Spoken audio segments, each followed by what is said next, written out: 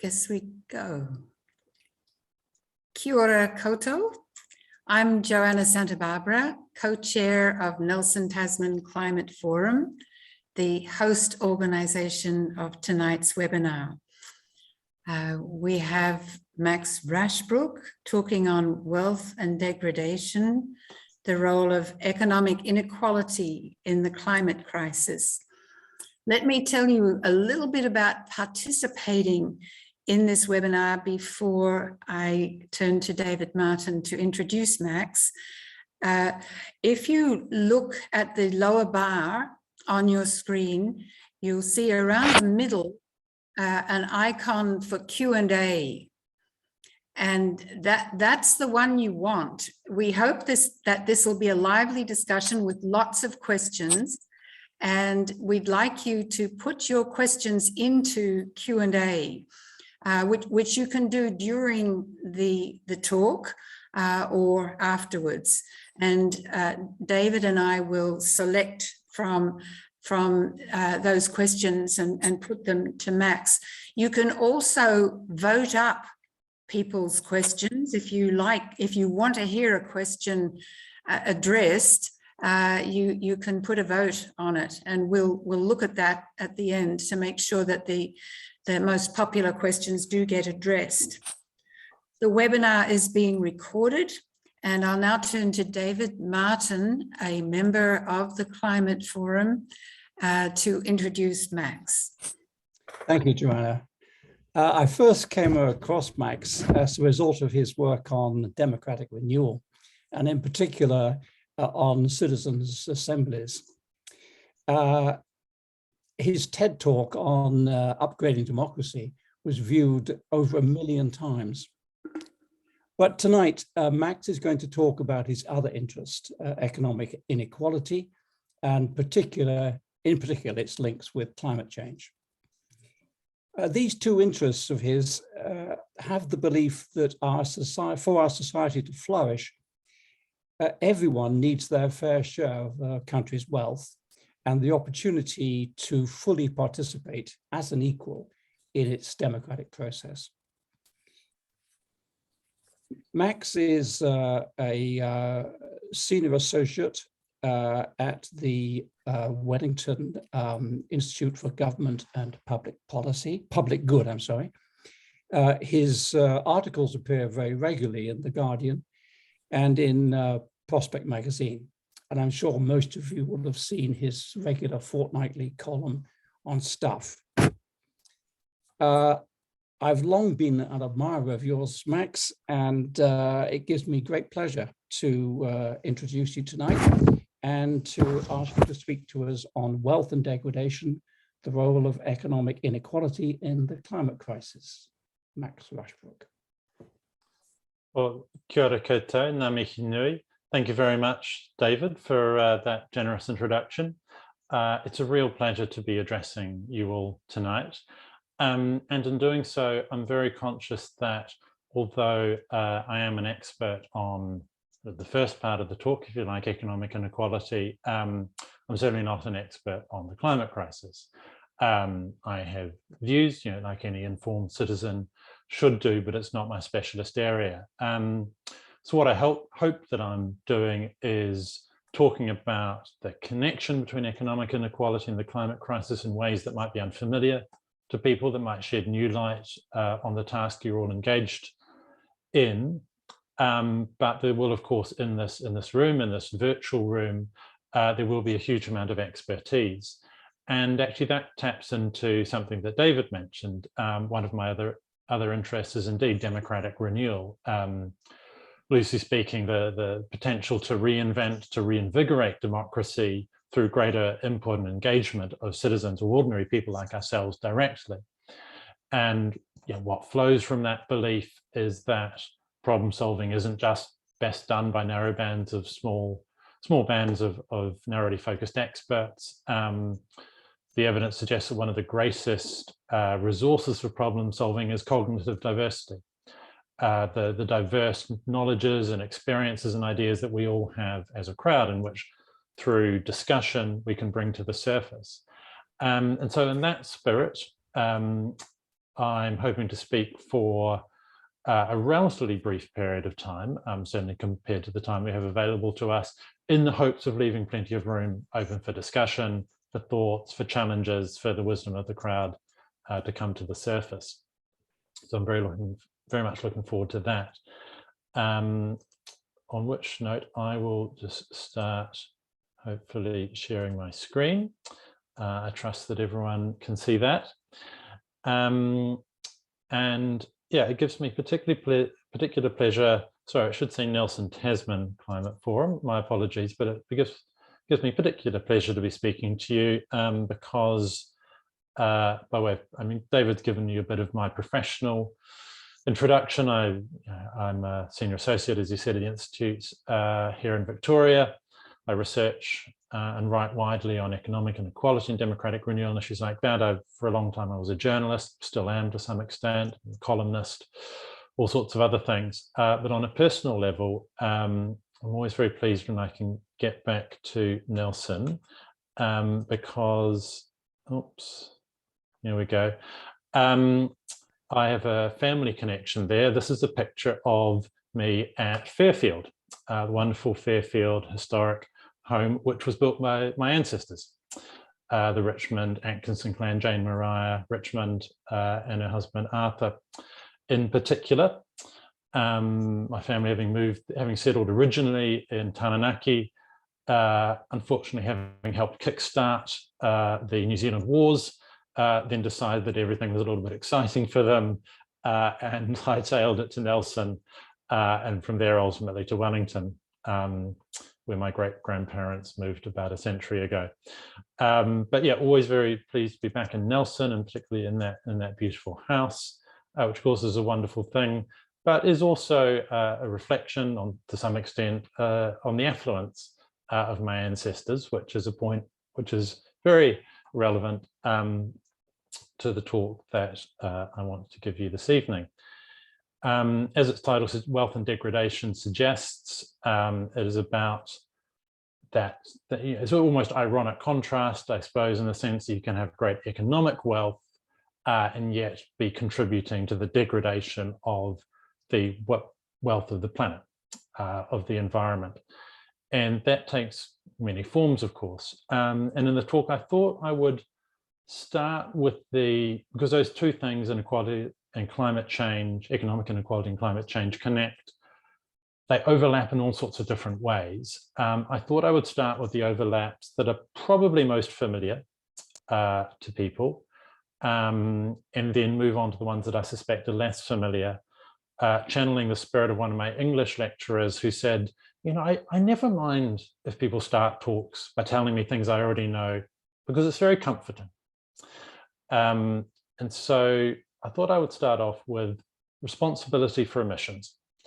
Obviously, you know, in aggregate, in toto, we face an enormous challenge. I don't need to tell you all in terms of addressing climate change. It is a grave economic crisis, a grave moral crisis, a planetary crisis. But responsibility for engendering that crisis is not evenly shared. I think this point will be familiar to many people, but just to put some numbers on it, we can begin with a couple of observations.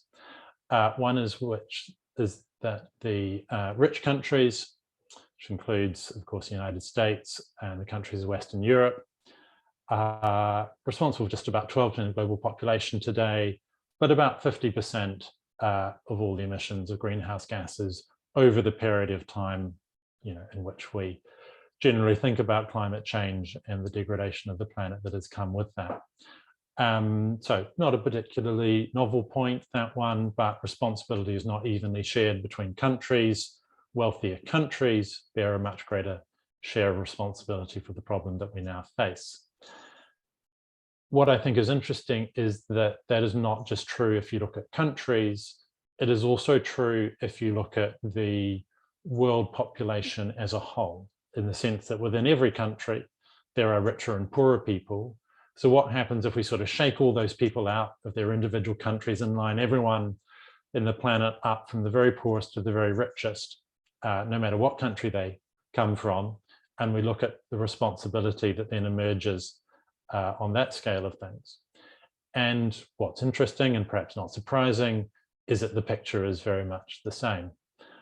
So the top 10% of individual emitters, so that's, as I said, the whole population ranked from poorest to richest, are responsible for nearly half of all carbon emissions. And what's very interesting, and this data comes from the World Inequality Report, 2002, which for the first time, I think, devoted quite a significant section to carbon emissions and the inequality of carbon emissions, is that, I mean, it depends about how you measure it, of course, and there'll be people in the room who are more familiar with me than the ins and outs of this. But, you know, on some measurements, if you look at poorer people, even in rich countries, their emissions haven't increased massively on a per capita basis. Some would argue they've decreased, some would argue they've increased, but only very slightly. In contrast, over the last 30 to 40 years in particular, emissions have increased substantially amongst the world's richest 1%. So again, responsibility for this crisis is very unevenly distributed. And one of the implications of that is that, you know, even in rich countries, you know, as this report is pointing out, the poorest half of the population can have emissions levels which are not, you know, hugely out of sync with, say, the 2030 climate targets that rich countries are setting, albeit some would argue that those climate targets themselves are insufficient. The wider point here is, I think, that to at least a sort of a level of approximation, a lot of people on the planet are already, even some of the poorest people in richer countries, are already living, you know, quite lives that are well within the bounds of what the planet can sustain. However, this is very much not true for wealthier people, particularly in developed countries. And particularly, I suspect, in developed countries like New Zealand, which have relatively high per person emissions for various structural reasons. One graph that I particularly like on this front, which I think brings some of these issues into sharp focus, certainly within the developed world, is this one for the G20 of wealthy countries. In this graph, the blue dots represent the per capita emissions for the typical person who's in the poorest half of a given country. The smaller gray dot is the average emissions for that country, and the black dot is the emissions for someone in the top 10% of that country. And what you see straight away, of course, is that there is, you know, significant inequality, well, to a greater or lesser degree, within every one of these developed countries, albeit that inequality varies quite widely, and it is impossible not to notice the role played by the United States in this graph.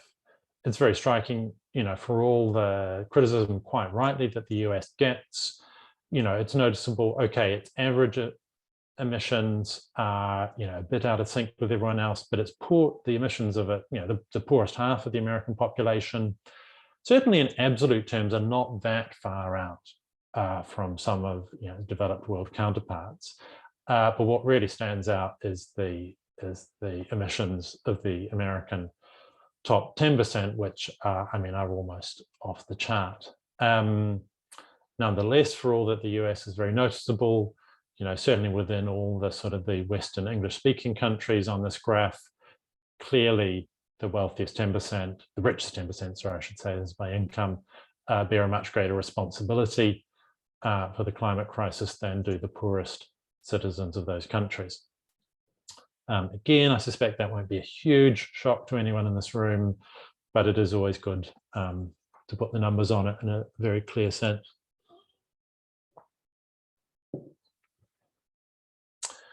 Now we come to the New Zealand context.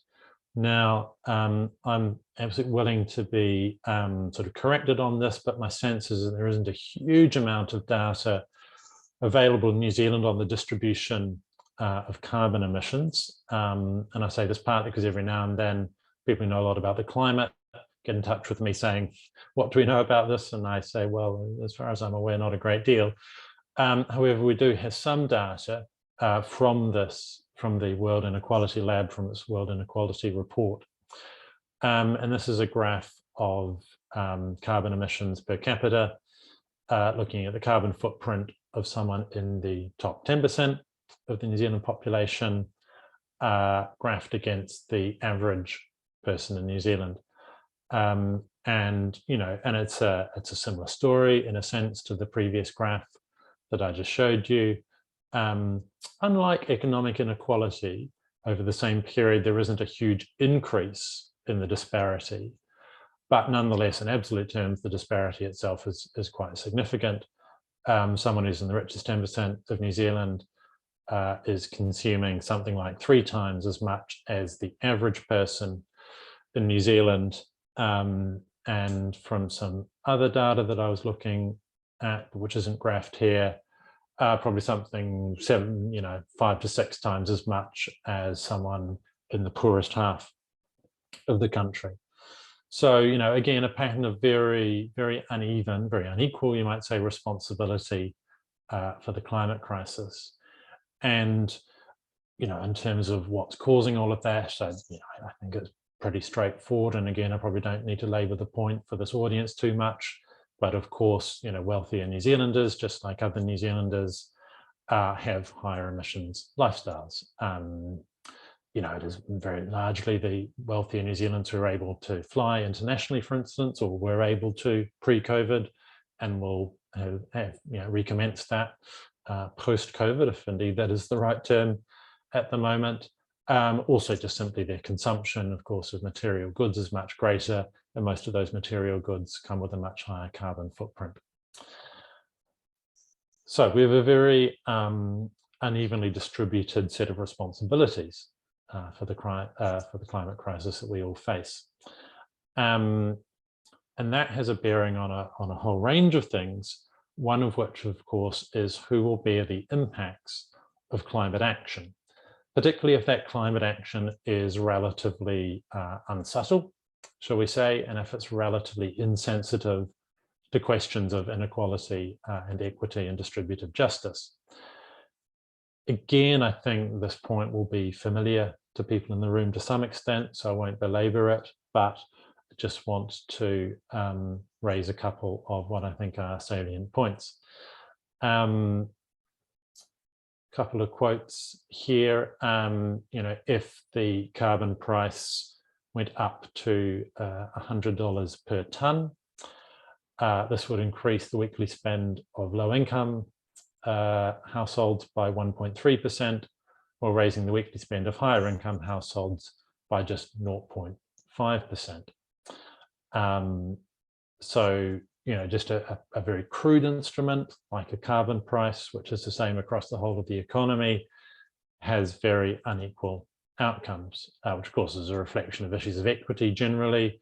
Equity is not achieved by treating everyone the same, quote unquote, because everyone starts from a very different position and people need different treatment, different level of support based on their starting position. And again, this result is perhaps not particularly surprising. Low-income households, spend a particularly large proportion of their budget on things like transport, also on things like power, on emissions-intensive goods. And I mean, of course, they're in absolute terms, they're much smaller consumers than the wealthy, but in terms of the proportion of their household budget, they're much more exposed to those kinds of things. And of course, they also have fewer resources and fewer options. So as Hall and McLaughlin in an article published this year point out, they will simply have less ability to change their behavior or to invest in ways that will reduce their exposure to emissions prices. And within that, Māori disproportionately exposed to this regressive impact.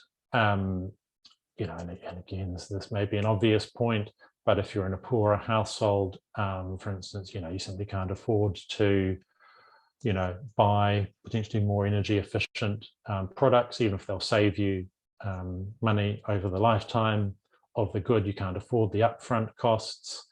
You can't necessarily afford to buy food and groceries which have a lower carbon impact, or they may simply not be available.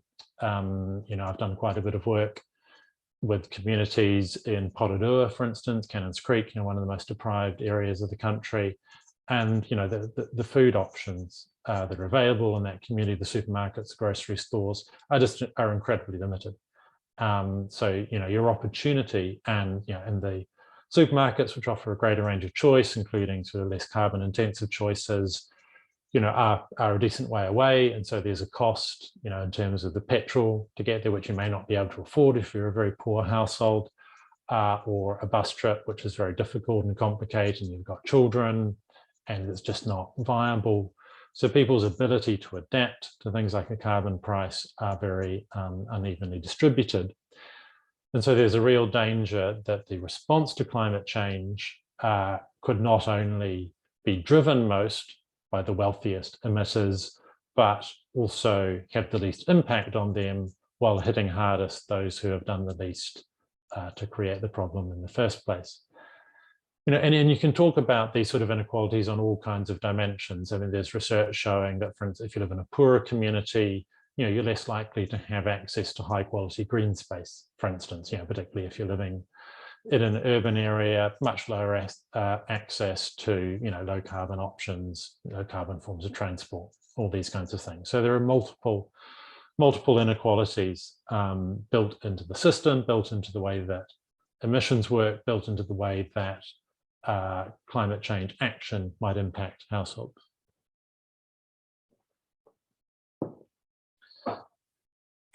That much, I suspect, will be familiar up to a point to this audience. But there is also, in a more subtle sense, the impacts of inequality on climate change as a whole. What I've been talking about is the disparities between rich and poor, whether that's based on income or on wealth, and the fact that some of those people are greater emitters than others, are greater contributors to the climate crisis. What I haven't talked so much about is what is the overall effect of that economic inequality on emissions. In other words, in a more unequal society, is it simply the case that wealthier people emit more, as they do in all countries? Or is there something about economic inequality that in itself drives up emissions right across the population, or at least across a wider swathe of the population than just the wealthy?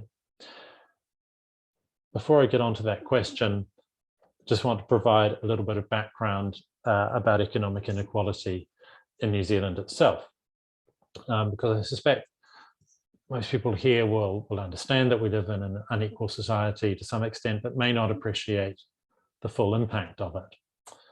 And that economic inequality comes in multiple forms. In particular, I tend to focus on inequality of income and inequality of wealth. If that distinction isn't clear, I normally just say that income is the present and wealth is the future. So income, our salaries, our wages, our benefits, is the flow of resources that comes in week to week or month to month. It's what we use to pay bills in the day-to-day. It's what we use to get through the present. It's our present day consumption. Wealth, in contrast, is the things that we own minus the things that we owe. So assets, whether it be houses or vehicles or cash in the bank or financial investments for those who are lucky enough to have them, minus any debts that we have. And these are both kinds of economic resources that matter in their different ways. They affect our ability to lead good lives in different ways. The distribution of both of them matters in different ways. And they are both distributed very unevenly in New Zealand, although to different degrees. The first image I want to show you on this point is a graph of income inequality in New Zealand over time, going back to the 80s and running forward to 2019.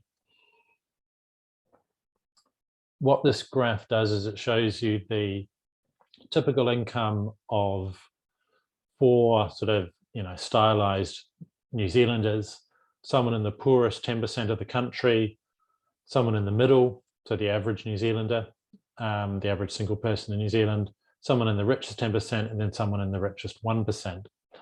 And this is their income adjusted for inflation over a period of 30 to 40 years. And what's very obvious from this graph is that in the last 30 to 40 years, we have constructed an economy that delivers the bulk of its resources to those who are already doing very well. So if you look at the bottom line, the poorest 10%, those incomes, you can't really see it on this graph, their incomes, and these are after tax incomes, I should say, their incomes have increased a little bit over that period after tax, perhaps 20 to 30% in that time, but very, very little, really, considering all the economic growth, the greater sort of material prosperity that's been generated at that time, albeit, you know, a lot of that material growth has come at the expense of the environment. But the reason this is a story about inequality, not just poverty, is that if you look at the orange line, what's happened to the incomes of the typical New Zealander, that has really not increased very much either. It's the same story, maybe, you know, over 30, 40 years, a 30 to 40% increase in after-tax incomes. So, you know, the material prosperity we've generated in the last 30, 40 years has really bypassed, to a substantial extent, not just the poorest New Zealanders, but also typical average New Zealanders.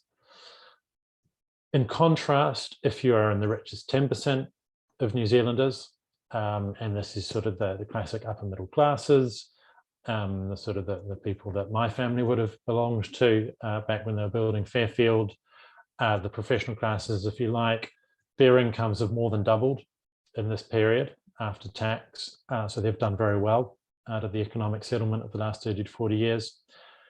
And then finally, you come to the line for the richest 1%. Now, because of sort of data limitations and sort of quite small samples, we don't really have figures for the after-tax income of the richest 1%. So these are figures from a different data source, from IRD, on their pre-tax income. So before they've had to pay tax on it. So this line isn't strictly comparable to the other lines, but it's here just as an illustration of just how rapidly incomes for the richest 1% of New Zealanders rose in that, you know, period of reform in the 1980s and 1990s. And of course, you know, what those reforms were based around was what I should call a hyper-individualized view of the world, or you could call it a market fundamentalism view or a neoliberal view. The idea that individuals are wholly responsible for their outcomes, and that we should try to remake as much of life as possible in the model of the market, because markets are the ideal way to solve problems. And so, you know, in that vein, governments, you know, cut the top tax rate from 66% to 33%. They massively reduced the bargaining power of unions, and therefore the share of company income going to people who rely on wages and salaries. They cut benefits by 15, 20%, famously in the mother of all budgets in 1991. And they stopped building state houses, on average, in a meaningful sense. Sort of took their hands off the housing market and created the runaway house price inflation and sort of the huge wealth gap created by housing that we see today. So, very significant economic inequality and the result of very deliberate political choices in that time. So that's inequality of income. And as you can see, that's quite unevenly, there's significant inequality there. And I think the figure is that the richest 10% of income earners have something like 35% of all the income. And that sounds quite unequal until you come to look at the distribution of wealth.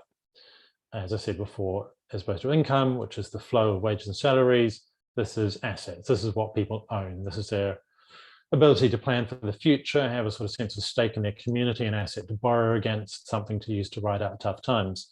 That wealth is much more unevenly distributed even than income is.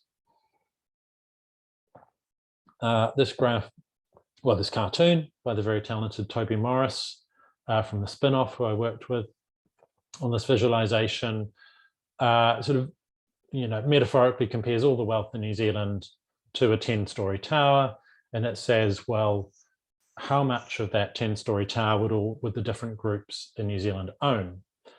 And as it says here, the wealthiest 1%, well, actually, there's a slightly outdated data. It says that they own 22% of all the wealth in the country. Actually, if you include the rich list, that figure is 25%.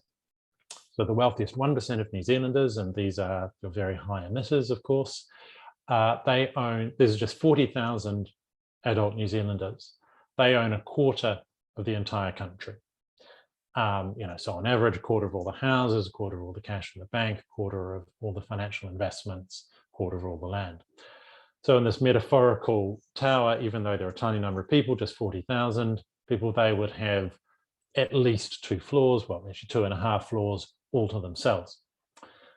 The remainder of the top 10% also, have a very disproportionate amount of wealth. That's your rest of your top 10%. That's, again, that's sort of the upper middle classes. The next group down, called the next richest 40%. So these are all the people who are between the top 10% and the middle. They have about 40% of all the wealth in the country. So they have exactly what they would have if we lived in a completely egalitarian world, which is all very well and good, except that the result of all of that is that the poorest half of the country, after all of this, are left with just 2% of net worth. And so in this metaphorical 10-story building, they don't even have a floor to themselves. They are crammed into 2/10 of that bottom floor or basement. So there's very, very significant inequalities of wealth, roughly twice those of income. And that, of course, has a huge impact on the shape of New Zealand society. And it has a huge impact on people's behavior. Because although the data on this is a bit more sparse than it is on just, the emissions of wealthy people being greater than those of poorer people, there is also a certain amount of evidence that inequality in itself makes emissions worse. In the inequality field, there is a totemic book, some of you may be familiar with it, called The Spirit Level, by the British authors Richard Wilkinson and Kate Pickett. And it looks at the connection of economic inequality to a wide range of social and environmental problems. And as they put it very bluntly, inequality ratchets up the pressure to consume. Indeed, that argument is at the root of their claim, which I think is very well backed up by evidence, about the general dysfunctional nature of more unequal societies. More unequal societies are characterized by very large hierarchies, very large disparities between rich and poor. And they also tend to be more class divided because, of course, people, when they have advantages, have material advantages, pass those on to their children. So there are also countries with very limited economic and social mobility. Being societies with large hierarchies and large imbalances, there are, of course, large status effects. One of the prime findings of the Spirit Level, actually drawing on plenty of other previous research, is that rates of stress-related health conditions are much higher in more unequal societies, because the greater your disparity between rich and poor, the greater your disparity between powerful people and oppressed people, and the more stressful life is at the bottom, because you have less control over your life than you would as a poorer person in a more equal society. So for instance, the seminal Whitehall study by Michael Marmot and others found that there is a very significant gradient in terms of stress in the British civil service, and the stress is greatest at the bottom, because despite what people think about the stress associated with management jobs, nothing is more stressful than being at the bottom of a hierarchy and having no control over your life, and particularly your working life. So there's all these kinds of dysfunctional effects from living in a very unequal society. And one of them, of course, is the competitive pressures that it engenders. In a society with very significant inequalities, wealth becomes more and more apparent. and you can think about this if you look at sort of some of the societies of Latin America or even the US, which increasingly resembles Latin America, we have this colossal amount of wealth and a real flaunting of it. And what, of course, that creates is a pressure to keep up with the consumption of those people at the top who are held up as the ideal, as the desired situation in life. And this is keeping up with the Joneses, essentially, because more unequal countries also tend to be lower in social capital. Communities are weaker. The forms of identity that might validate people in other ways are weaker. So what are people left with to sort of, buttress their identity, to buttress their social status? It is their level of consumption, which they can display to other people.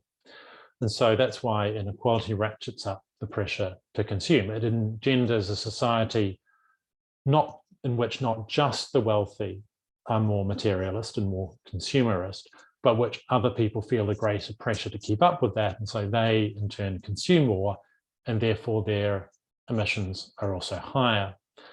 The research on this has been a bit mixed, but there's some recent findings which bear out this argument, particularly when you look at wealth inequality as opposed to income inequality. Just to pick out one paper recently, which was looking at inequality within Chinese regions, says, wealth inequality within China, for instance, has a positive, by which they mean an accelerative impact on household carbon emissions per capita. Hence, policies designed to narrow the wealth gap can help reduce carbon emissions. And so, so I would think about these terms in addressing the climate crisis from an equity or an equality or a justice point of view, however you want to term it, not just in the sense that some individuals are more responsible than others and should bear a heavier burden for addressing it, but that there is a system-wide problem as well. There is a problem with the inequality that permeates the entire system. And then if we want to address the climate crisis, it's not merely about asking individuals to reduce their emissions more, it's also about reducing those economic inequalities at source. And in a more underlying sense, of course, going right back down to the values that are driving all of these problems. I talked briefly earlier about that kind of market fundamentalism, that hyper-individualist view of the world. Not only is it one that encourages inequality, it's also one that encourages people to overconsume. If you think that you as an individual are just endowed with all these rights and you face no responsibilities, not to other people, but also not to the climate. And if there are any problems, well, we just can need simply to attach a climate, a price to carbon, and then the market with that signal will resolve all these problems. That attitude, of course, is at the root of both inequality and indeed climate change. And that brings me neatly onto my last point, which is, well, how do we respond to these intertwined issues, and how do we have a just transition, the phrase which I hope is familiar to everyone. And this is not particularly my sphere of expertise. It's an area I want to do a lot more reading in terms of exactly what the solutions are. But I think what falls out just obviously from the analysis I've just provided to you is that there's a number of ways we need to think about action even at the high level. I mean, one, sort of, but again, quite a market-driven approach would be to say, well, the costs of the transition will be greatest for poorer households and they have the least ability to respond. Therefore, we need to give them more money. And in particular, the revenue we're raising from the emissions trading scheme, we might simply give to those households as a carbon dividend. Split up the revenue amongst every household, pay it to people. That'll mean more to poorer households. The problem with that, of course, is that the carbon dividend might be at the order of $100, $200 a household per year, and that's not going to do much to compensate people at the poorer end for the changes that the climate transition will create for them. In particular, if we really need and want these people, if they need to be taking public transport, for instance, rather than driving their car, $100 given to them as a household is not going to build them a public transport network capable of getting them to A to B, from A to B in a climate friendly manner. So there's real limitations to that sort of market view of the world. I think, obviously there have to be greater investments in public infrastructure, and, public transport and options for walking and cycling are very obvious forms of this, funded from tax revenues, which come, hopefully to some extent disproportionately from wealthier households, and providing free or low cost options for those poorer households to ease them through the transition. I think we also need to be really proactive about things like planning for job losses, because obviously the climate transition is going to put people out of work, and rightly so, but that will be very traumatic for people, for particular communities, and those communities will be concentrated at the poorer end of the spectrum, whether that's especially of the carbon intensive economies, or also those with relatively low wage rates. And I think the government is starting to think about this with things like social insurance and spending more on retraining programs. And you look at things like the Taranaki 2050 transition roadmap, where they've gone around and with their communities built this vision of, well, how do we want to do the transition? They've started thinking about what are the other forms of employment that we're going to need in Taranaki, once oil and gas, loses its predominant place. But that has to be active. We have to do that as a society. We can't just say, well, you lose your jobs and you'll find another job, because people's skills from the old economy won't always be relevant to the new economy. We can't expect them to bridge that gap themselves. We have to help them through that transition. And as I've already just said, of course, we need to be reducing economic inequalities at source. And there are, of course, there's a lot more detail about that in the book that I published tail end of last year, Too Much Money, which is an analysis of the problems that we face, but also ends on a reasonably optimistic note about the fact that there is some attitudinal, some polling support for tackling the inequality crisis, and it contains some ideas for addressing it, which are relevant, just purely in terms of addressing inequality, but which I also think have implications for the climate crisis. Thank you very much. Thank you, Max, for a very stimulating tour de force, and the questions that are flooding in gives me some idea of how people are reacting to it. The questions are very spread, and the one I think that's coming through with the most weight concerns, I think you would sum it up by saying, what can we do about it? I think a lot of questions about tax reforms that might reduce inequality, the issue of regressive taxes like GST not being effective. So how do we find a way of equitable taxation that addresses this problem? Yeah, it's a great question. And purely on the climate side of things, in the sense of taxation that directly targets emissions, I'm certainly not an expert on that, but I can speak to the sort of the wider question of taxation.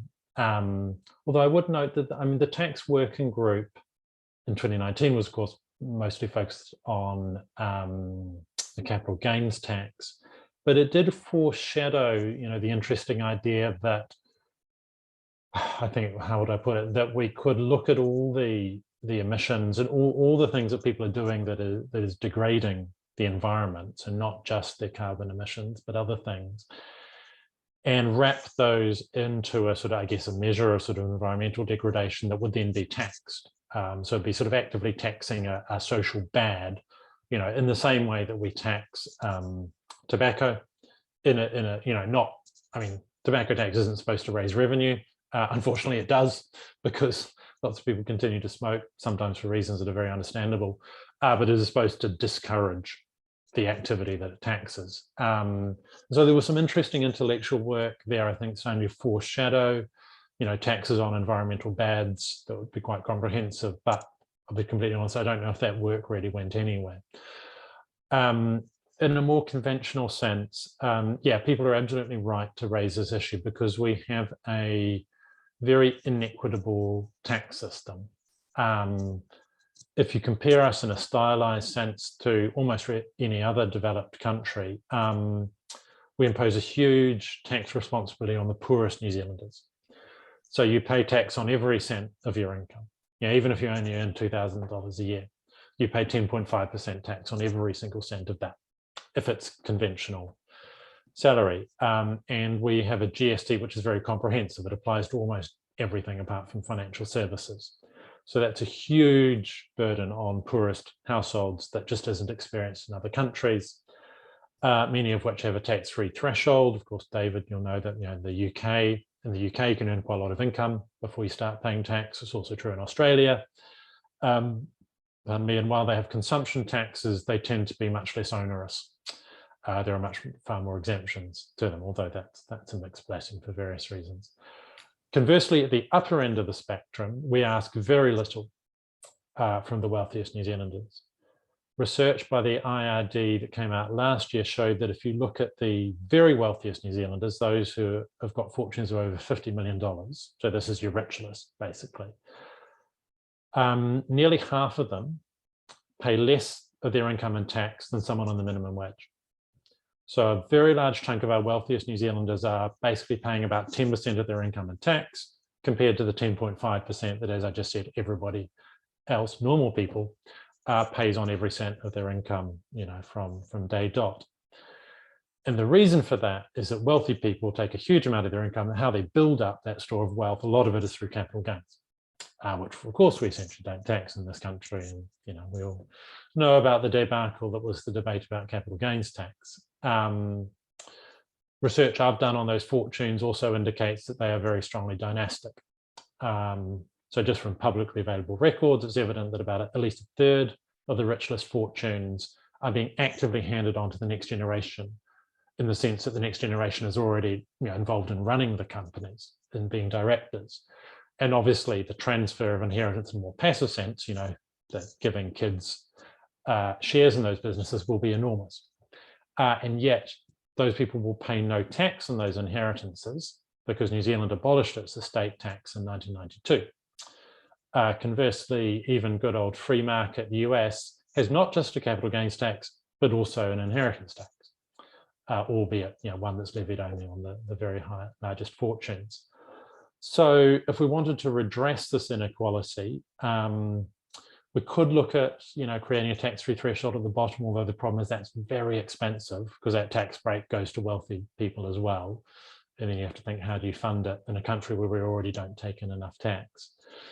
But what I think unequivocally needed would be what the OECD recommends, which is that every country has a comprehensive capital gains tax and an inheritance tax, because then you're capturing the sources of income through which wealthy people build up their stores of wealth. Or if you don't do that, you can just have a direct wealth tax, which the Greens proposed at the last election, which just levies people's wealth over a certain threshold.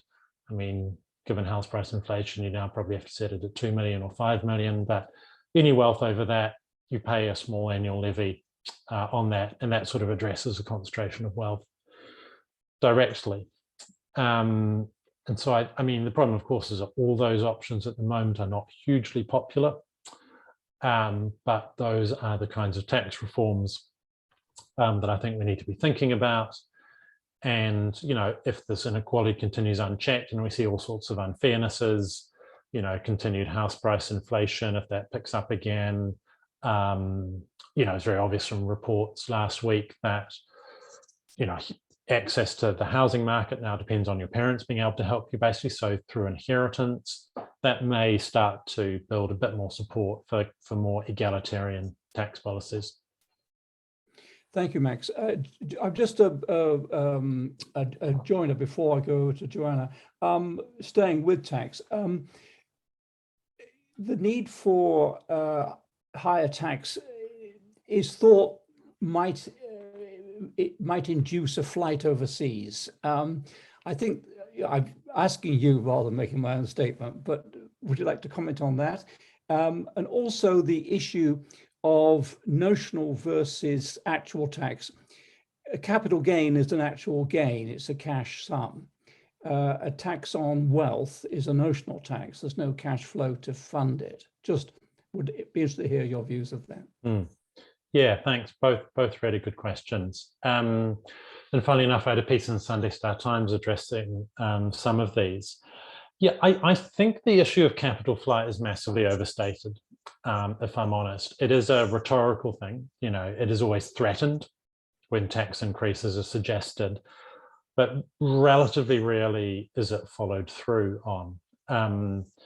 You may remember, I certainly remember vividly, you know, living and working in London in the 2000s, when Labour put the top tax rate up, I think, to 50% in response to the global financial crisis. The papers were filled with a threatened exodus of bankers from the City of London to Switzerland. This did not transpire. You know, enterprising journalists who went and checked the immigration records found that there was no such outflow. On a more rigorous level, you can look at America, and not everyone realizes this, but typically each American state levies its own income tax. So you sort of have a perfect natural experiment. Do rich people move to the states with lower state income taxes? And the answer is no, they do not. In fact, there's, I mean, for all kinds of migration within the US, there's no discernible relationship to the local tax rates. The OECD in 2018 looked at the evidence around wealth taxes and found no convincing evidence of capital flight as a result of them. I mean, it's very hard to tell often, also, to be blunt, because every time a tax goes up, a million other things are happening, and it's hard to know what's created it. But I don't think the evidence supports that idea. And indeed, it's intuitively plausible that the opposite is the case. The late lamented Sir Paul Callaghan used to talk about making New Zealand a place where talent wants to live. But I think that, and he was right, but also to a large extent, New Zealand already is a place where talent wants to live. You know, wealthy people do care about tax, but they also care about the things that the rest of us care about. You know, they want to live somewhere where the infrastructure is good, where the streets are safe, where there's peace and order, where there's a high quality of life, where there's a highly skilled workforce that they can employ in their businesses.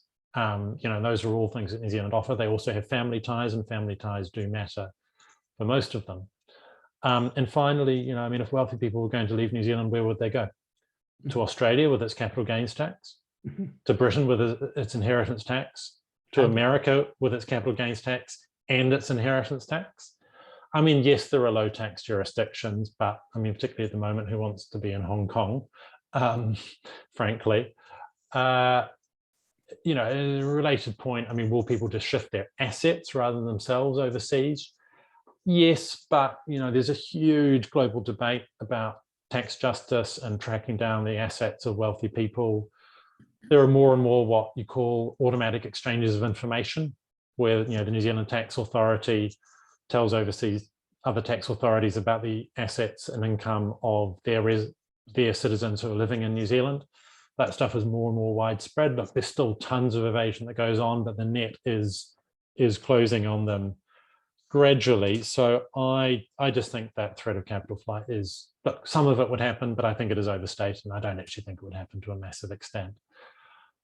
On your point about sort of taxing actual gains rather than sort of notional ones, yeah, that is a fair point. I, you know, started out as quite a strong supporter of wealth taxes. Certainly Thomas Piketty, you know, whose work I've dealt with a lot, is a huge advocate of them. But it is a fair point, you know, if you tax people's wealth, they may not actually have an income stream associated with that wealth. Now, you can just say, well, fine, you can just defer paying the tax until you do have income, in which case it turns into a capital gains tax or indeed an inheritance tax. So that's not too much of a problem, but it does make it more complicated than taxes that are levied when people have actually just generated the income, i.e. when they've just sold something, like a capital gains tax. And you do also have to value your wealth every year. And look, there's lots of assets for which that is really simple, like property, but there are also assets like closely held family businesses, which are very important for wealth at the top end, where that is not simple. and that would create complexities, opportunities for evasion, bit of a, another sort of industry for the tax accountants. I mean, that said, Switzerland has a wealth tax and it generates something like 8 to 10 billion euros a year. So these problems are clearly not insurmountable, but because they do exist, that's why the OECD's first port of call is to say we should tax the income that wealthy people rely on, capital gains and inheritances, as your first port of call, and a wealth tax is more of a backstop if you don't have either of those, or both, indeed both of those taxes already. Thank you. I'll come in with a question here, Max, from Hinerangi, and 8 other people want this question asked.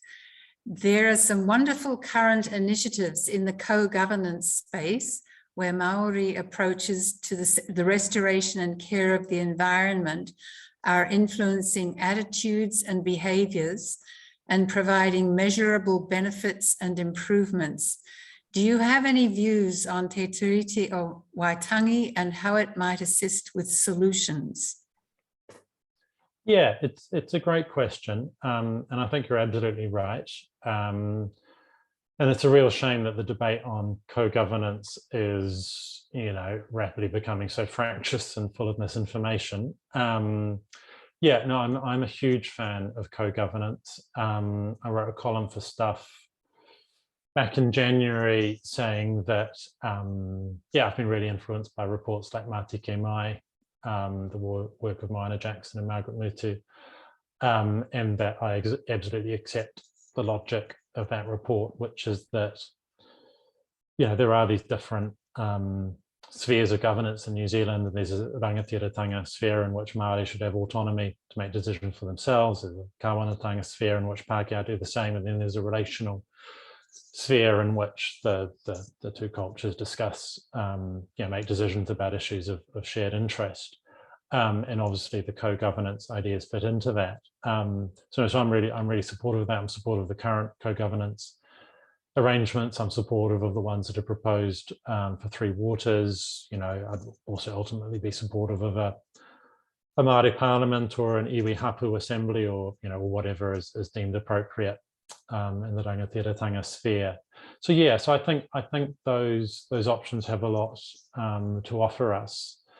What exactly they look like, I don't have a huge amount of expertise in, but they're obviously very relevant to the climate crisis. I mean, just that one thing that I mentioned in passing, that if Māori are going to be disproportionately hit by the impact of a really crude price on carbon, then that's inequitable. And actually in that paper, Hall and McLaughlin say, this is a way in which in fact the Crown could be in breach of its te tiriti obligations, by allowing this disproportionate impact. So I would like to see co-governance arrangements, threaded right throughout the climate response, albeit, I couldn't give you a huge amount of detail about what they should look like. The only thing I could probably really point to actually sort of concerns my, as David said, my other hat, was sort of the deeper democracy, citizen engagement side of things. Globally, there's a lot of interest in citizens' assemblies, which are bodies in which 100 citizens are selected by a polling company, so they're totally representative of the wider population, and they get together and learn about and discuss and make policy on really big issues, and they do it brilliantly because there's so much diversity in the room, and the debate is much better than you get with politicians who are constrained by party viewpoints. But obviously that's a global idea, and it has to be adopted for a New Zealand context. And Māori thinkers have quite rightly made the point, well, if you have a perfectly graphically representative body of 100 people, we're just going to be in the minority again. And how does that work? And so there's a group in Wellington called the People Speak, Te Reo o Ngā Tangata. And what they are doing is they're really excited about citizens' assemblies and climate assemblies. Like there's a climate assembly in France, which at least in theory, is setting the terms for their whole country's climate response, albeit, Emmanuel Macron hasn't, quite done what he said and implemented all their recommendations, but still it's having a lot of impact. This group in Wellington are really excited about that, but they want to do a citizen assembly in a way that's Te Tiriti compliant. And what exactly that looks like isn't clear, but they're working really closely with Ngāti Toa. And their plan is to basically sort of set up an initial climate assembly that's sort of based within the rohe of Ngāti Toa. And so basically, and not only do they want it to sort of work along co-governance lines, they're designing it on a co-governance basis. So they're designing it with Ngāti Toa. That's still work in progress. I don't think anyone really knows what it's going to look like. But yeah, I commend your question. And I think that kind of solution is absolutely what we need to be looking for.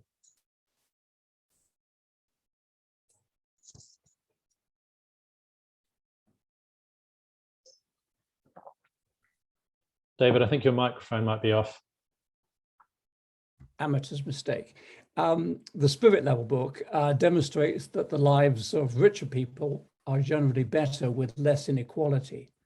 How do we get that message across to the wealthier people when they're the ones that will generally resist such a change? And another question on the Spirit Level, how could the insights of the book be best included in our education curriculum, as these insights are at the core to understanding how our society works? That's an interesting point. Look, I love the Spirit Level as a book, and I agree with the vast majority of it. I'm not actually convinced that they demonstrated that last bit of the argument. I think it's inarguable that societies are better off as a whole with less economic inequality. But my recollection is the data that even the richest were better off was a bit scanty, if I'm honest. I think it was mostly a Sweden, UK comparison rather than a really rich data set. And there are ways in which actually I think the rich probably do have better lives up to a point in more unequal societies. So I'm not sure that that is absolutely a slam dunk, as they say. Although at a general level, it is probably true, because in a more equal society, they probably don't have to hide behind gates and employ as many security guards. And it's certainly true, you can do a graph of security guards employed in a country versus its level of inequality, and it's basically a straight line. It's an almost perfect relationship. So there certainly would be some aspects. But I do also think it would be really challenging. I mean, in Too Much Money, I write a lot about inequality, but also class, in the sense of class being, you know, you have big disparities, not just in wealth, but also in well-being and access to education and health and housing and incomes and desirable careers. And that is passed down through the generations. And so it becomes stuck. That's a class system. You know, and if you're talking about the top, 10%, say, a lot of people in that class really benefit from the current system. You know, they are the ones buying houses in the grammar zones in Auckland and zone for Wellington College in Wellington, where I live. You know, and they want their kids to have advantages that other kids don't have. You know, and so the system works for them to an extent. So I don't know. I mean, I think on that level, the best you can do is, try to find the rich people who do get it, who are the people who are supporting, the Sustainable Business Network, probably, or who donate to the Labour and Green parties, and use them as exemplars, because that's really powerful. They'll be listened to more than I will, unfortunately. Well, certainly by various audiences. But more generally, yeah, I mean, the very rich, well, the very, very rich are only 1%. The rich generally are 10%. And okay, they have a disproportionate influence, but they are only 10%. For change to happen, you don't actually technically need them on board. Now, I'm not an advocate of sort of deliberately getting offside with anyone, but if those people aren't going to come with you, then they're not going to come with you. And I don't think there's any successful social movement in history that said, look, we're not going to do anything until the top 10% agree with us. I don't think the suffragettes said that. I don't think the civil rights movement said that. I think you need to win the argument with mainstream New Zealanders. And I think that argument is starting to be won, but I think it's about showing people that change is possible, because certainly around inequality, and I think it's true of climate change, the problem often is that people aren't signed up to the values. Generally they are, I think. The problem is they don't believe change is possible. when you have focus groups on inequality, it's really depressing. Right? It just takes one person. 9 out of 10 people in this focus group are really pro-equality. It just takes one guy, and it's usually a guy, stands up and says, oh, look, this is already nice, but what can you do? It's just the market. You know, people get paid what they deserve, just what the market does.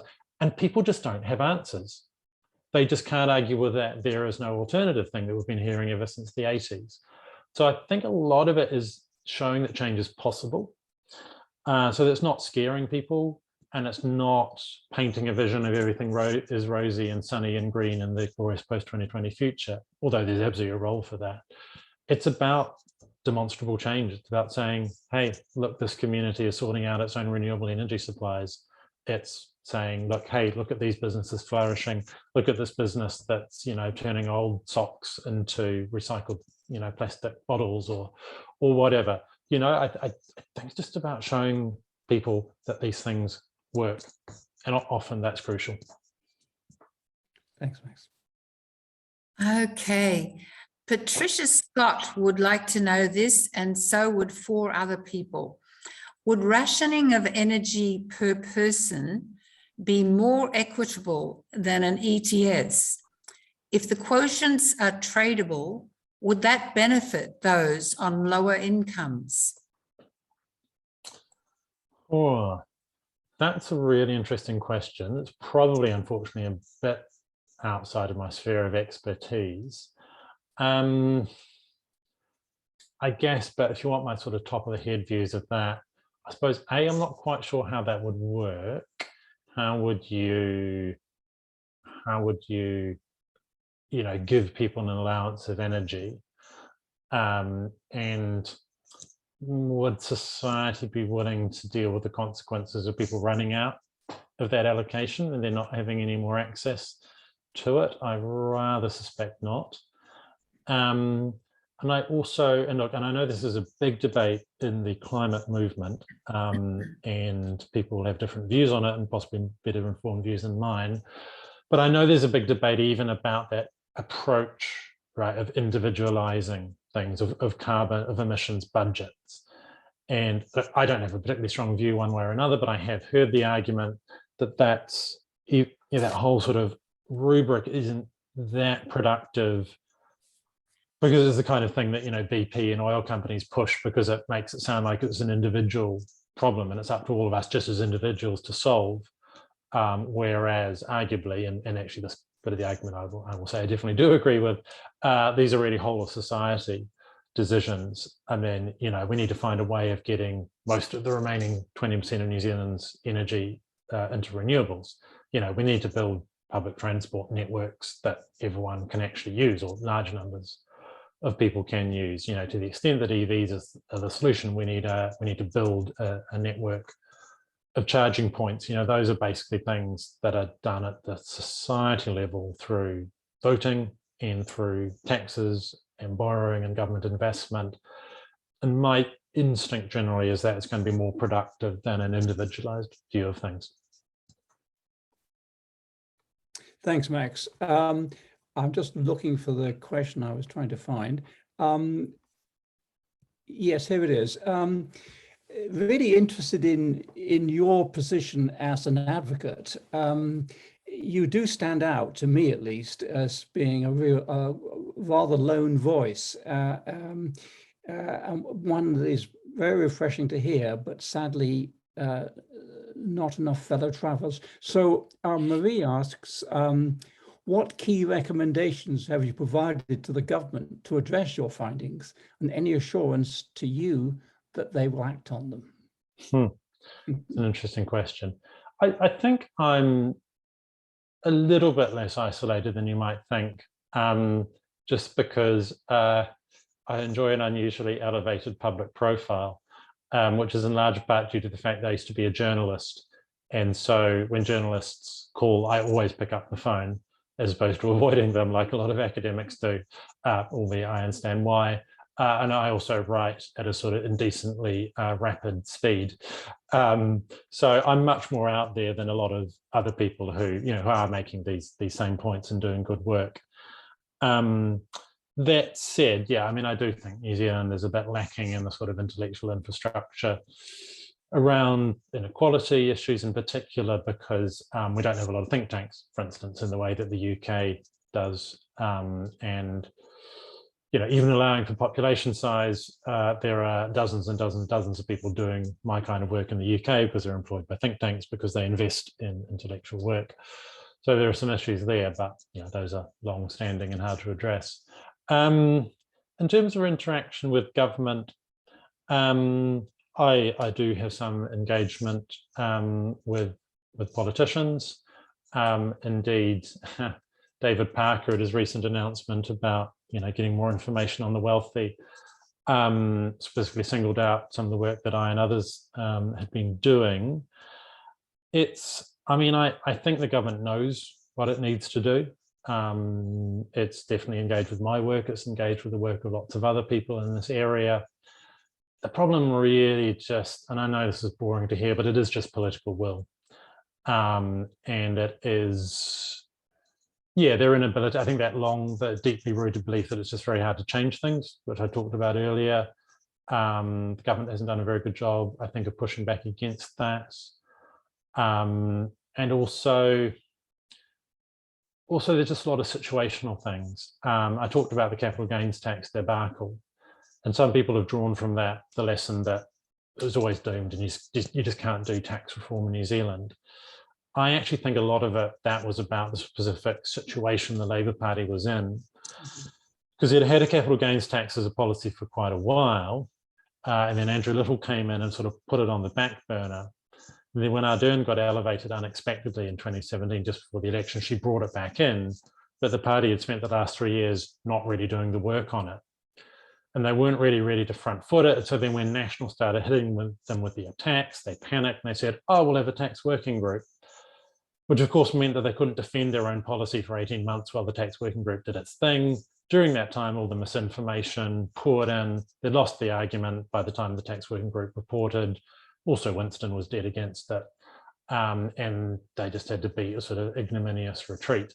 But I think if the Labour Party had been coherent and united on a capital gains tax, there was always 30 to 40% of the population who were quite strongly in favour of it from the opinion polling, and they could have got the remaining 10% over the line, spent a bit of political capital, done it, got it in, and then forced National to campaign on removing it.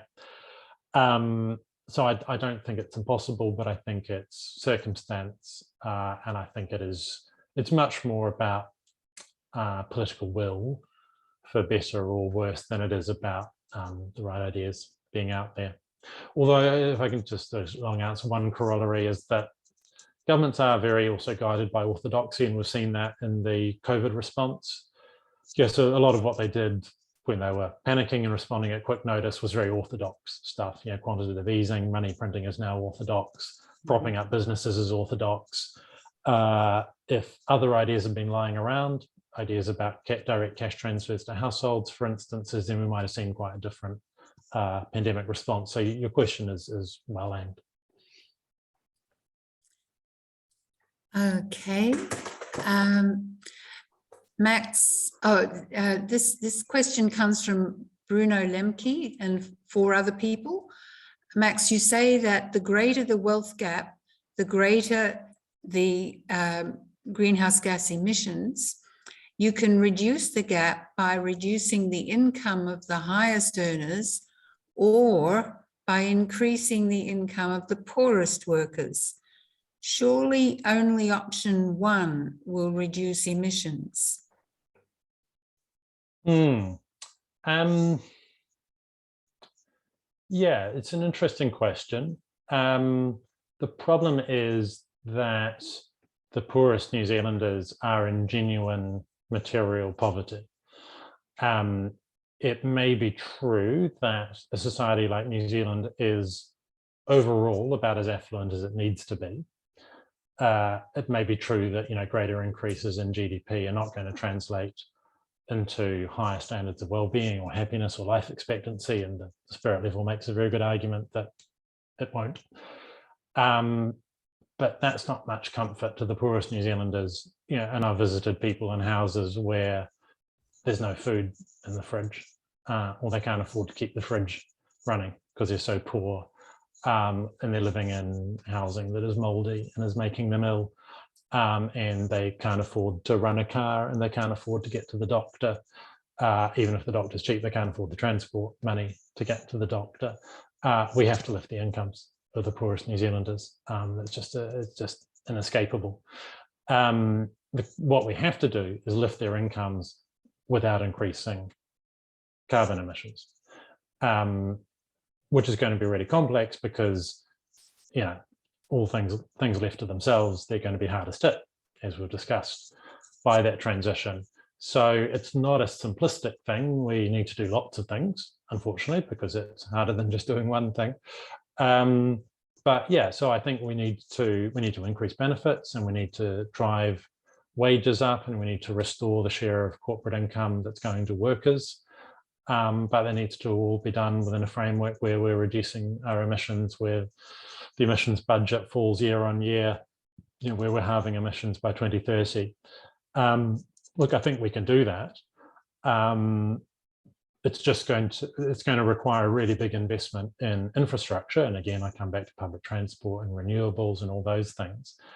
So I would cast it more, rather than saying we only need to decrease top incomes rather than raise bottom ones, I would say more that we are effectively going to decrease top incomes because we need a greater tax contribution from the wealthy to fund both a reduction in inequality and the just transition.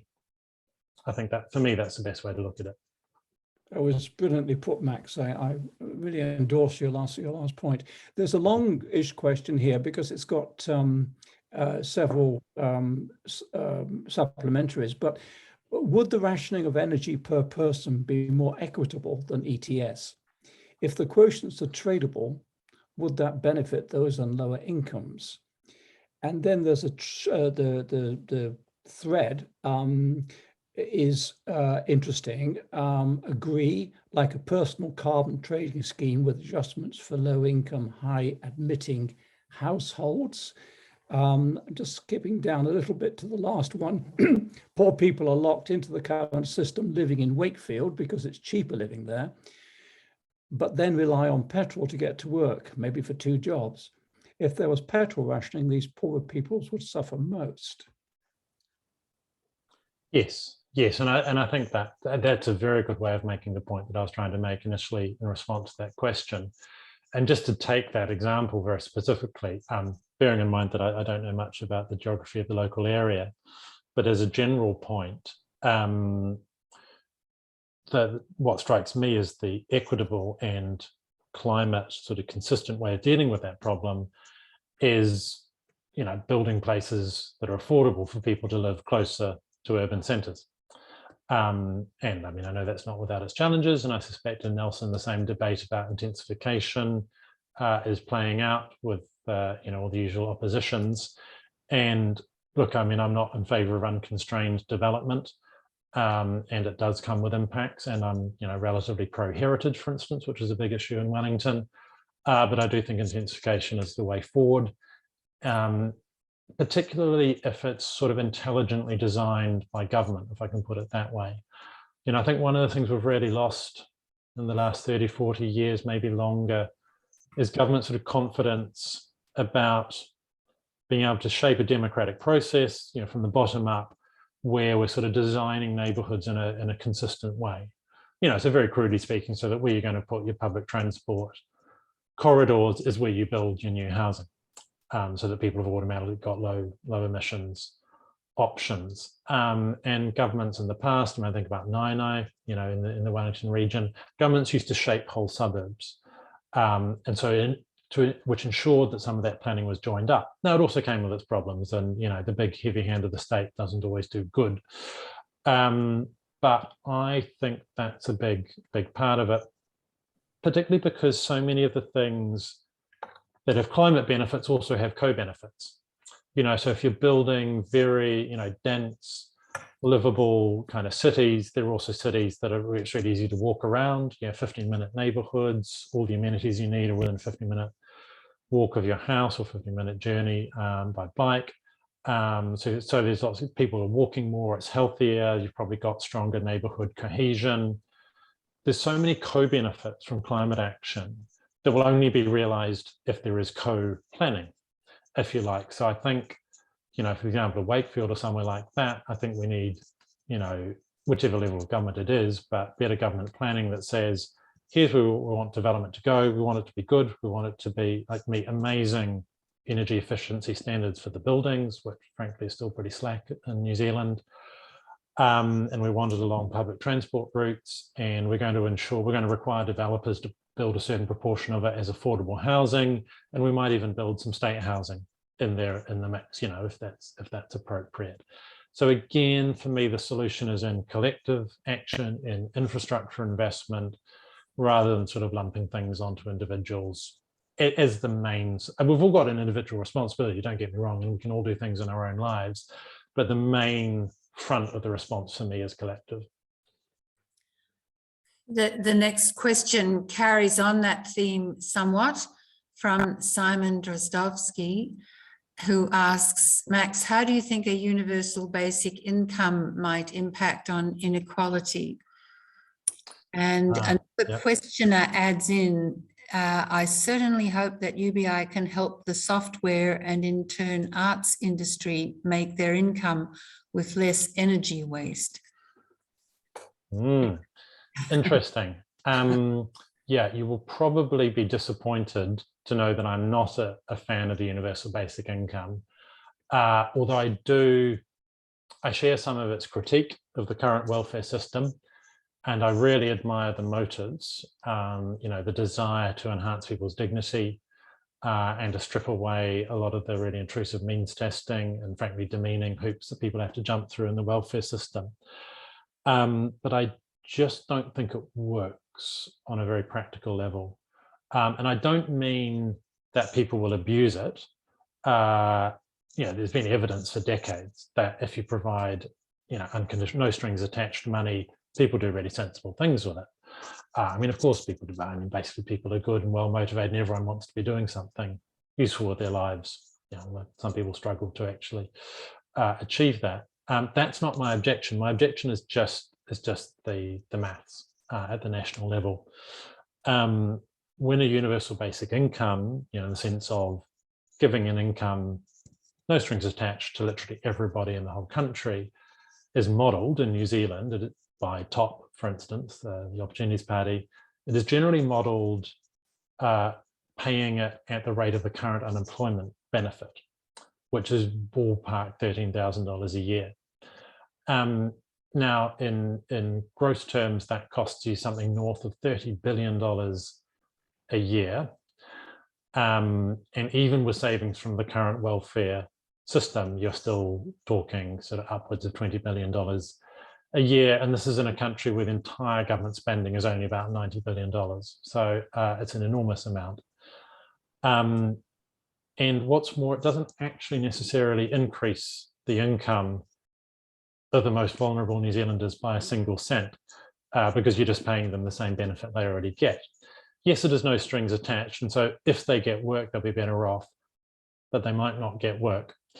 So you're spending $20 billion plus without necessarily improving the incomes of the people who most need it, while you are giving $13,000 a year to millionaires and the spouses of millionaires.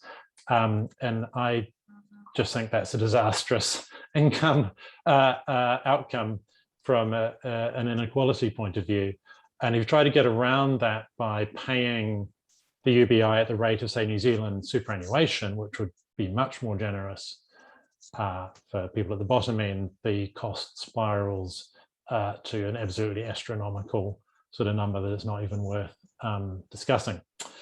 So what I would favor instead is something like a guaranteed minimum income, which again is something that the Green Party proposed the last election, which is essentially like the current unemployment benefit, but paid at the rate of New Zealand super. So rather than $13,000 a year, something more like $23,000 a year, which is no strings attached in the sense that you don't have to do anything to get it. So there's no sort of work obligations.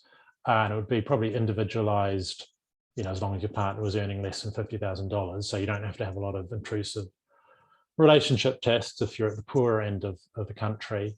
But it is clawed back from you as you earn work in the conventional paid economy. And the point about that is that you get the unconditionality by and large. You reduce an awful lot of the means testing and the demeaning bits of the welfare system, and you give people an amount that's actually enough to live on with dignity. But you target it where it's needed, so you claw it back as people earn more from paid work. And that means it's actually affordable, even though it's, as a pure payment, it's much more generous than the universal basic income would be. It's still really expensive. I mean, you'd be talking about somewhere between $5 and $10 billion, but that's sort of within the ballpark of what I can just about imagine New Zealand one day agreeing to do. And it's very targeted to helping those most in need. So I think it's significantly superior to universal basic income. And one of the points of it is that people often talk about, UBI would be great for those sort of creative industries that you've mentioned, artists and so on and stuff. But the key point is sort of the unconditionality rather than the universality, if you follow me. It's that it's unconditional in the sense that you don't force people to be looking for paid work.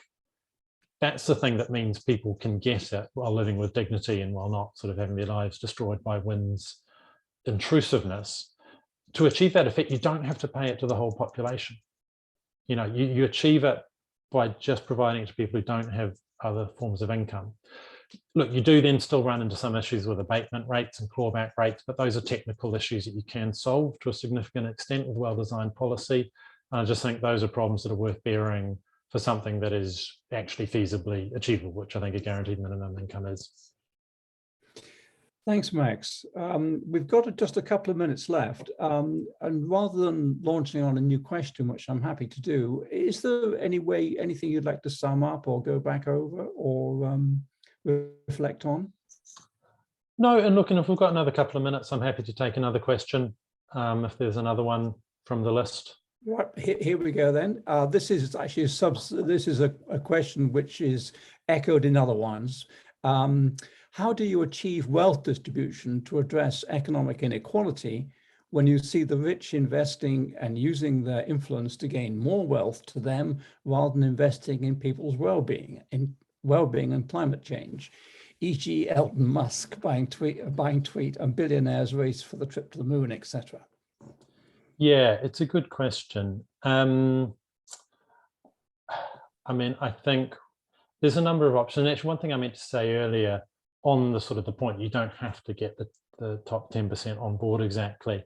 I think the pitch, you need a pitch that says, well, look, life is going to be so much better in this new system, much more friendly, living in harmony with the planet, be more equitable, there'll be less poverty, and that'll be better for 90% of the population. I think that's as far as you have to take the argument, but it does have to be compelling. You have to be able to show that things will be better for your average battling New Zealander, the squeezed middle. You have to show them how their lives will be better with less inequality, better schools for their kids, even if they can't move to the grammar zone, better options for their kids to ride to school, all those kinds of things. I think that's important. Specifically on the influence question, yeah, that's a huge one. And there's lots of channels through which wealthy people exert their influence. Some of them, frankly, it's quite hard to do a lot about. You can't stop people meeting in the Koru Lounge, for instance, politicians and rich people. But one of the channels through which they exert their influence is donations to political parties. And that's going to be in the news a lot this year because there are fewer than 3 high-profile trials involving, by extension, various New Zealand political parties, National, New Zealand First and Labour. The New Zealand First allegations, I think, are particularly severe about the channeling of hundreds of thousands of dollars of anonymous donations into one of New Zealand's major political parties in areas that their MPs had oversight of, and indeed may have acted quite leniently towards some industries which are relevant to Nelson, if I can put it in those terms. So my big research project for this year is about political donations. and looking at the problems that they cause, projects funded through the university, looking at the problems that they cause and the options for reform. And the government is already looking at that. So it's looking at least creating greater transparency about who's giving money. I would like to push them further and put some limits on how much money people can give to political parties and find an equitable way for the state to fund more of what political parties do, because they are a public good and we all have an interest in parties functioning well, much as we may dislike them at times in their manifestations in our lives. So yeah, so look out for work I'm doing on political donations. It's going to be a big focus this year. Thank you, Max. My goodness, that was a real, I used the word tour de force before and I use it again. The way in which you managed to bounce back after each question whilst I'm scrubbing in my notes just to find the initial question. Very impressive, very, very impressive, and very thought-provoking and stimulating. And we're terribly grateful to you for the time you've given us this evening. Thank you very much. Oh, well, thank you. And can I just say, I started my day at 7 o'clock this morning being quizzed about the wealth tax by Mike Hosking. So not only was I well prepared, but I've had a much more pleasurable experience this evening. So thank you all very much for that. That wouldn't be difficult. Joanna, do you want to add anything? Joanna? You're on mute, I think. Oh, no, I'm not on mute. No. Right. So yeah, I also want to thank you, Max, for a tremendous evening. Very enjoyable, very stimulating, and I think discussion will carry on about this. Too bad we couldn't get to all the questions, and thanks everyone for participating so actively. And I'd like to point out to everyone that you can, a recording of this webinar will be on the Nelson Tasman Climate Forum website, and you'll find a link to it. And you can also register for our newsletter. And of course, we'd love it if you would sign our charter. And I'll also just point out that you can get answers to some of the unanswered questions with Max's new book, Too Much Money. With that, thank you, everyone. And thank you, David, for co-hosting so gracefully. Thanks all and good night. Thank you. Good night. Good night.